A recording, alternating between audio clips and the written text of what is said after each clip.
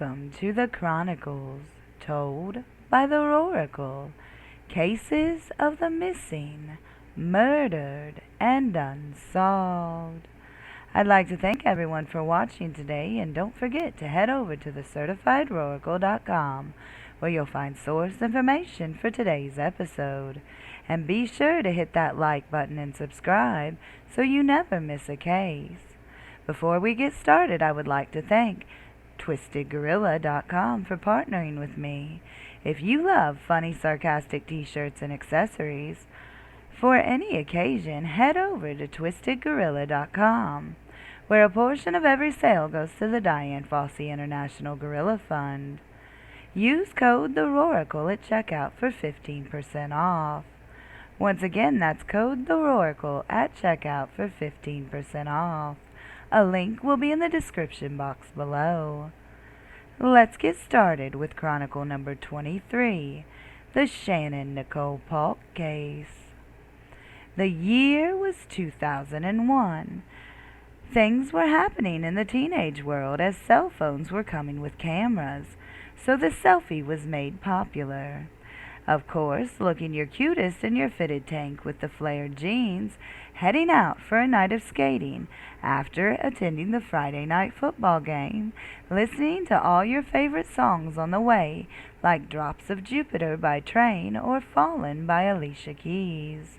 Maybe after it's off to the movies to catch The Glass House or Serendipity, before heading home to enjoy a nice hot pot pie and relax watching Scrubs, Smallville, or Alias starring Jennifer Garner. Falling into a sweet slumber afterwards and dreaming of what the next day would hold, as an 11-year-old little girl would not make it to her teenage years to enjoy these things. One hot summer day while walking in her trailer park, she ceased to exist. Shannon Nicole Polk was born on May 8, 1990 in Prattville, Alabama, to Marie and Billy. She had two sisters, Lisa and Tiffany. They resided in the Candlestick Mobile Home community. Shannon was a very outgoing and fun 11-year-old child. She loved to be outside and spent most of her summer days at neighbors or roaming the trailer park, as many of the kids did back then. By August of 2001, Marie and Billy had been divorced for 6 months, and he was living 2 hours away in another town. The girls would still see their dad and maintain a good relationship with him over the years.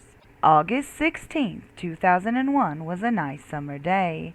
That morning, Shannon's mom Marie had woken up at 5 a.m. to get Shannon's baby nephew ready, as she was going to drop him off at his parents' home on the way to work. Shannon was asleep on the couch. Marie would give her a soft kiss on the forehead and left with the baby in hand. Shannon was left at home with her 16-year-old sister Lisa. This was a normal routine as Marie had to work and provide for her children. It is said Shannon was grounded that day and not allowed to go outside to play. However, she was going to be retrieving a baby walker she wanted for her nephew's next visit from someone in the trailer park.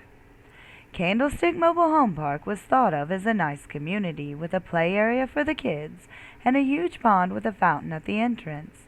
All the streets were named after baseball teams. It was a place where kids were not afraid to play outside until the street lights came on and it was time to head home for supper. That is how this community was described before the unthinkable happened. Lisa, Shannon's sister, awoke at 9 a.m. that morning. She found the television on very loudly, and she saw her sister had made something for herself for breakfast before heading outside for the day. The first sighting of Shannon that morning would be unconfirmed, but it would happen around 7:45 a.m. Shannon had gone over to her friend's home and asked if she wanted to play. The little girl was busy and told her no, so Shannon was off to her next stop. This would come at 10 a.m., when she went over to a neighbor's on Met Street. She would be there for half an hour. While the neighbor's baby was sleeping, Shannon would ask this woman if she could take her to the gas station as she wanted to buy some candy. The woman would tell her yes, but she would have to wait until later when her baby woke up from the nap. We have to presume this is the location from which she acquired the baby walker, as the next place she went, they remember her having it with her. At 11:45 a.m., Shannon knocked on the door of another little friend and asked if she wanted to come out and play. The little girl had a doctor's appointment, so she couldn't come out. The little girl and her parents remember Shannon having the baby walker with her at this time. A neighbor named Miss Mary saw Shannon knock on the little girl's door and talk to her before taking off towards Halloween Man's house. Mary said she saw Shannon knock on his door, and there was no answer. Mary saw Shannon walk off, but could no longer see her from her window. When her family found out she was knocking on Halloween Man's door, they thought it was odd, as she was not really friendly with the man. Shannon would head towards her home located towards the back of the trailer park. Sometime before noon, she would visit the home next to hers. It was the home of a Prattville police officer. Shannon had recently rescued a puppy and was not allowed to keep it, so the officer, his wife, and 2 sons were raising the pup. It is thought Shannon went over to visit the puppy. The officer, however, told Shannon she would have to come back when his wife was home, as he was getting ready for work, and they have a rule: no visitors in the house unless the boy's mother was home, which seems a bit odd to me, especially with him being a police officer. Between noon and 1:15 p.m., Shannon would vanish. At around 1:15 p.m., the police officer left his home for work. When he came out, he saw the baby walker on the curb next to Halloween Man's house, but he saw no sign of Shannon anywhere.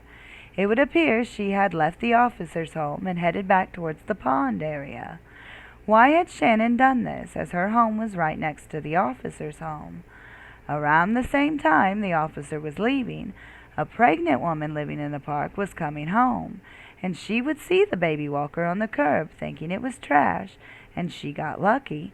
She took it home and gave it a good cleaning, unknowingly washing away possible evidence. After she heard about Shannon's case, she would come forward to police.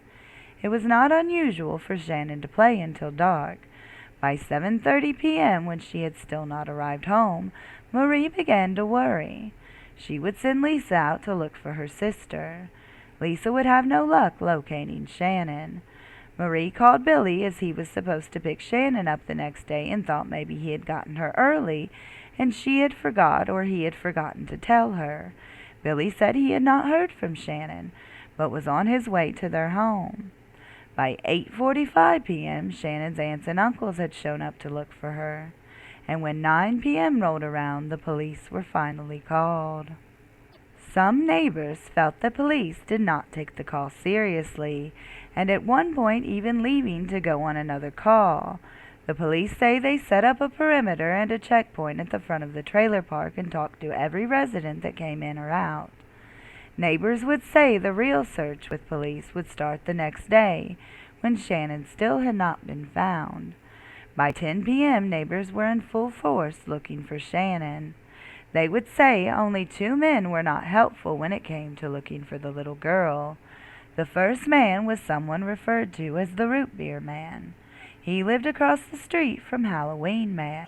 When neighbors would knock on Root Beer Man's door, it would take him forever to answer, and when he finally did come to the door, he only cracked it enough to see who was there, as if he was hiding something inside. He would say that Shannon had probably just gone to get some candy. This was an odd thing to say, as it was so late at night and the gas station was not within walking distance. Shannon was also a young girl, hardly going to go off alone into the night. The next day, Root Beer Man would tell neighbors who were searching that Shannon was probably just inside someone's house. This man would be caught a few years later on over 1,000 counts of child pornography. It turns out he got the name the Root Beer Man because he would lure children into his home with candy and root beer and then take inappropriate pictures of the children.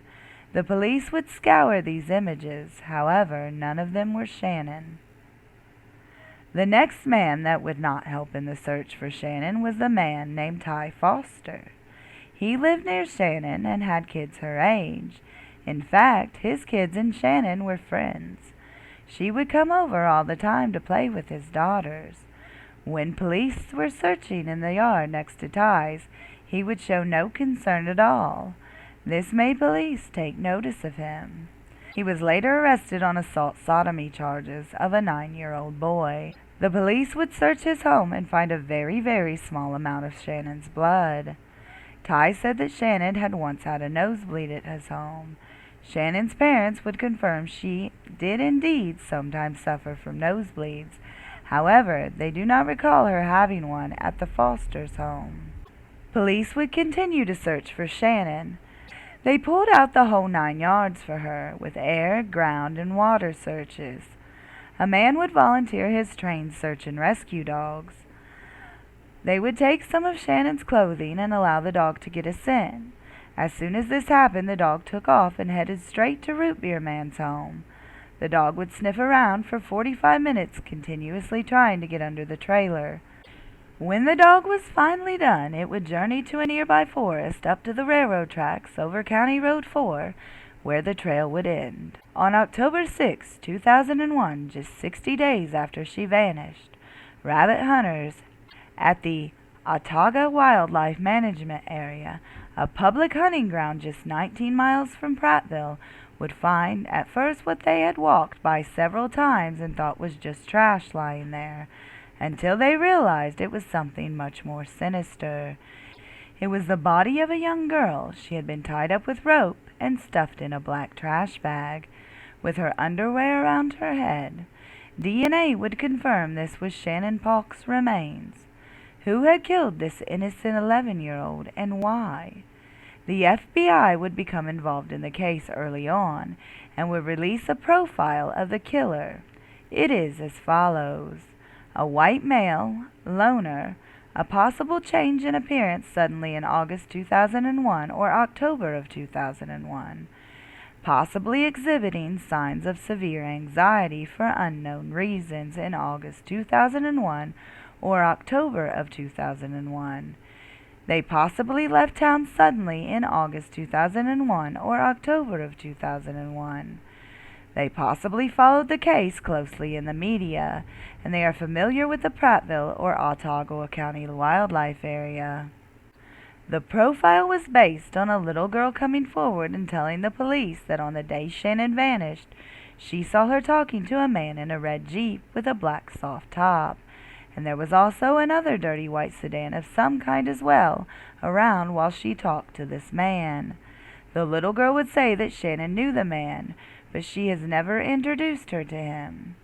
In 2018, law enforcement would ask a grand jury to look into the case, and upon doing so, the witness, who was a child at the time, came forward, who was now an adult, and told them she had not seen Shannon talking to any man that day she vanished. She was a child at the time, and law enforcement said some facts got mixed up when Shannon was seen and who it was with. Now, the sketch that had been circulating for years was deemed not credible, and the case was back to square one. Shannon's case was thought to be linked to 2 other cases, that of Heaven Lachey Ross and Teresa Melissa Dean. Their cases were all very similar. Teresa Dean was abducted in August of 1999 from a trailer park in Macon, Georgia. Heaven Lachey Ross was abducted from a trailer park in Northport, Alabama. Other similarities include all the girls were walking alone. They all lived next to major construction areas. They were all 11 years old, and they all lived close to wild refuges. All the girls were abducted in August, just 2 years apart, almost to the day. The police have looked into the theory, and while they cannot rule it out, they do not seem to think the cases are related. Neighbors have their own theory on what happened to Shannon that day. They say the Root Beer Men could have been involved, as they do not see how an outsider could have taken Shannon. No one saw any strange vehicles in the park that day, and almost everyone was outside on their porches. No one heard any screams or commotion of any kind when she was taken, and most said Shannon would have not gotten into a car with someone she did not know. so in their eyes it must have been someone in the trailer park who took Shannon. To them, this was the only logical explanation. Some online sleuths suspect the police have mitochondrial DNA. They believe this because the police have told the public they have been able to eliminate several persons of interest in the case. How would they do this unless they had something concrete? As of 2022, there has been nothing new to report on this case. Police have a whole storage room full of boxes dedicated to Shannon's case. Her parents and law enforcement want justice for Shannon. Let's help put a killer behind bars. If you have any information on this case, please call the tip line at 1-800-392-8011 or email sbi.investigates@ale.gov. I want to thank everyone for watching, and be sure to hit that like button and subscribe, and give this video a share so I can continue helping families of the missing, murdered, and unsolved. This is the Chronikle signing off.